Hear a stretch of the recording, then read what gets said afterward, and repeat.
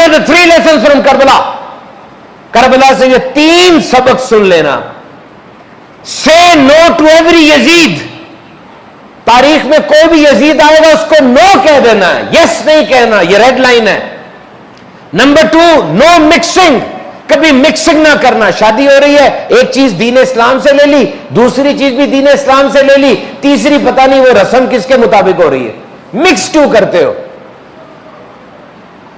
There is no hard और there is know soft इस्लाम. नरम या सख्त इस्लाम कोई नहीं होता. इस्लाम इज इस्लाम. बस इस्लाम एक इस्लाम है जो नबी पाक के दामने रहमत से बरसती हुई फूलों की बरसात है, जो वही का नूर है, जो हिरा का तोहफा है. एक इस्लाम है बस. No versions. ये लेसन है करबला के. तो यहां पे जो फरमाया गया कि उनके सजदों के निशान उनकी पेशानियों पर मौजूद, सब सजदा करते हैं, लेकिन इमाम हुसैन ने जो करबला में सजदा किया, बताओ उसके मैच का सजदा है कोई? उसके मैच का सजदा है कोई? मैंने कहा ना कि इमाम हुसैन के अंदर उस्मानी रंग भी है. हज़रत इमाम हुसैन रदियल्लाहु ताला अन्हु 40 डेज तक उन पे भूख प्यास रही थी. वो नबी पाक के शहर में थे और मतलब सब कुछ उनके पास था, उनका वो मोहल्ला था, सब था. कुरान पाक को पढ़ते हुए शहीद हुए. तो उनका ये रंग किस तरीके से आया इमाम हुसैन के अंदर कि इमाम हुसैन के पूरे खानदान पर पानी बंद रहा. और जब आपको सर तन से जुदा किया गया, सजदा कैसा था वो सोचो तो सही. वो सजदा कितना ज्यादा एक इंपॉर्टेंट सजदा था. 3 दफा आपसे कहा गया ना बैत कर ले, बैत कर ले, लेकिन आप नहीं माने. मान जाते ये दीन हमारे पास इस तरह ना आता. मान लो इस तरह ना होता दीन. हज़रत अबू बकर को कहा गया था कि नबी पाक सल्लल्लाहु अलैहि वसल्लम का तो विसाल हो चुका है.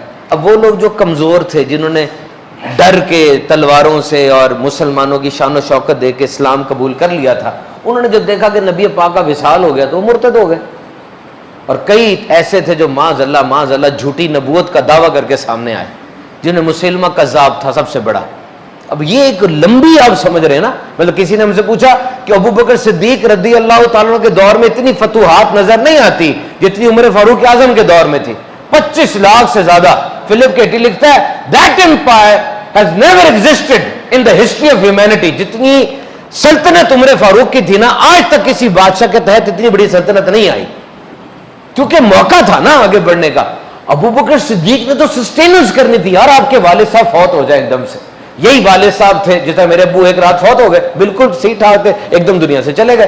अब खर्चा संभाला हुआ, बहनों का ख्याल कर रहे हैं, पता नहीं ऐसे हमारे ऊपर होके उनकी पीठ पे कितने तीर आ रहे हैं हमें तो नहीं पता. एकदम बाप हट जाए तो पहला काम क्या होता है? खानदान को संभालना होता है ना. किसकी शादी रहती है, किसका कर्जा देना है, क्या हुआ है, क्या बिल होते हैं, उस दिन पता चलता है. मेंटेनेंस बड़ी जरूरी होती है कि चलता रहे सिस्टम. और नबी पाक के विसाल के बाद सहाबा का क्या आलम था. एक साहबी मदीने की गली में बैठ गए, जारो कितार रोते जा रहे हैं. और यह खुद उमर फारूक आजम, इश्क रसूल इतना था आप में कि आपने तलवार निकाल ली. का जो कहेगा हुजूर का विसाल होगा गर्दन उड़ा दूंगा उसकी मैं. कोई साहबी सख्ते में आ गए. उस वक्त कौन था जो आए, आके हुजूर के चेहरे अक़दस को बोसा दिया, का हुजूर आपका चेहरा और खूबसूरत हो रहा है. और कहा देखो हुजूर विसाल फरमा चुके हैं. और तो उमर फारूक बात नहीं करने दे रहे थे. वो बोलते जा रहे थे, कह रहे थे कि हज़रत मूसा अलैहिस्सलाम की तरह शायद वो तख्तियाँ लेने गए हैं, हुजूर अभी आ जाते. इस तरह मतलब एक इश्क था ना, इश्क तारी हो जाता बंदे में. अबू बकर सिद्दीक ने खुद शुरू कर दिया. फरमाया ऐसा नहीं है. अब फिर आयत पढ़ी कुरान मजीद की और फिर उसको संभाला. 17 लश्कर तैयार किए और 17 लश्कर भेजे. और फिर उमर फारूक आजम ने कहा कि हालात ऐसे हुए हुए हैं इस वक्त,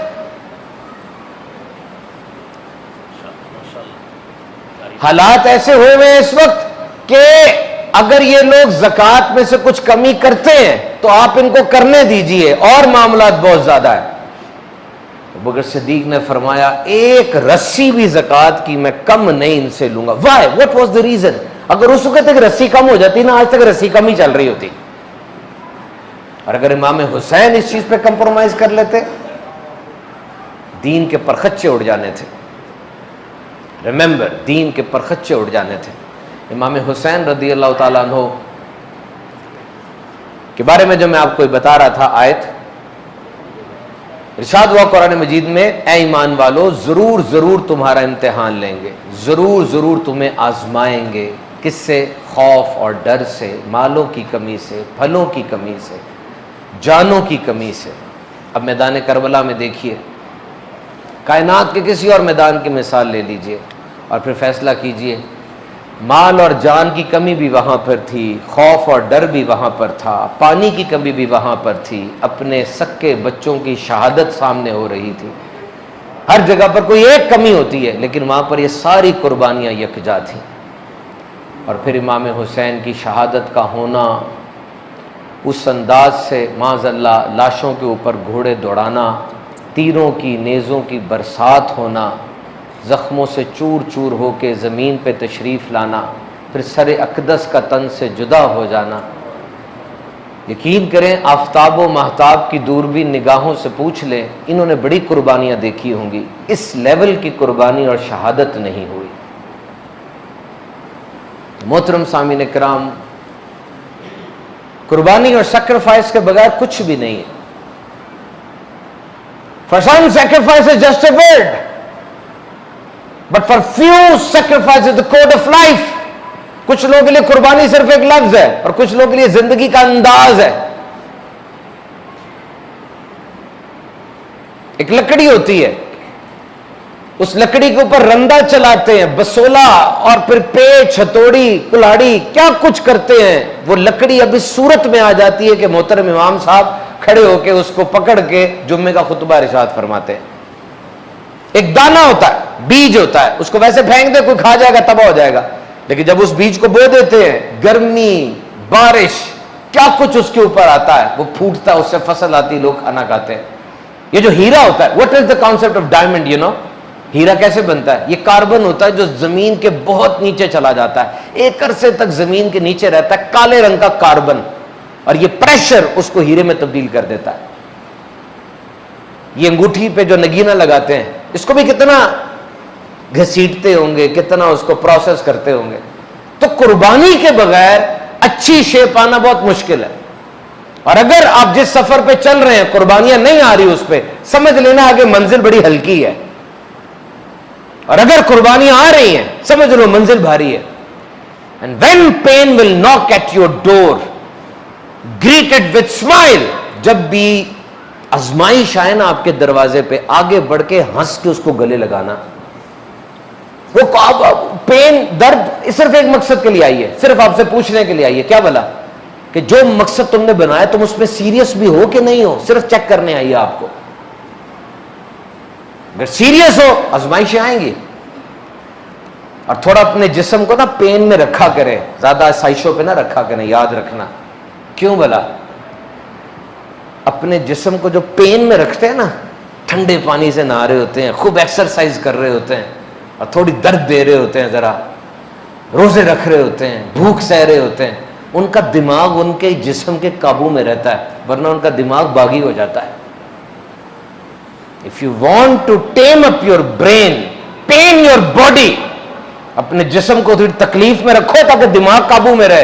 ये जो हमसे लोग कह रहे थे नमाजें पढ़ने को, जी बड़ी कोशिश करते हैं, दिल नहीं करता, लेकिन बड़ा दिल चाहता है नेक बन जाए, लेकिन आ नहीं रहे इस रास्ते पे, है ना बहुत से लोग। ये वो लोग हैं जिनका दिमाग बागी हो चुका है, उनके जिस्म के काबू में नहीं है। काबू में लाओ इसको। इंचार्ज कौन है? कौन इंचार्ज है? आप इंचार्ज है कि आपका दिमाग इंचार्ज है? आपका दिमाग अलग से फैसले करता चला जा रहा है। आप चाह रहे नमाजी बनना, नमाजी बन ही नहीं पा रहे। Give them pain. नबी पाक सल्लल्लाहु अलैहि वसल्लम पूछा गया सबसे ज्यादा आजमाइशें किस पे आई? फरमाया अंबिया पर। फिर किस पर? जो अंबिया के बाद के दर्जे वाले। फिर किस पर? जो उनके बाद के दर्जे वाले।